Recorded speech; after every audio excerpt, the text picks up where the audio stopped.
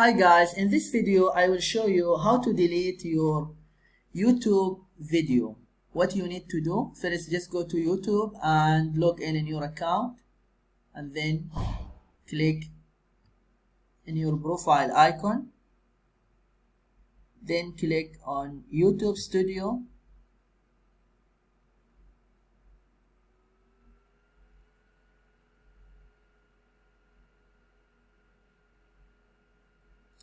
and then click on video,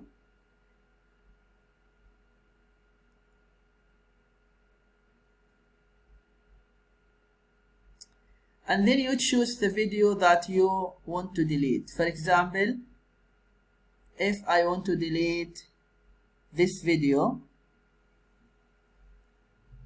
I click here in the three dots and then click delete forever. Then check the inbox and then click delete forever.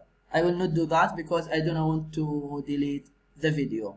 This is what you need to do if you want to delete a video on YouTube. I hope this video is helpful. Please don't forget to give a like and subscribe to the channel if you are not subscriber yet. And if you have any question, any idea, any suggestion, you can leave them in the comment below. Thank you and see you.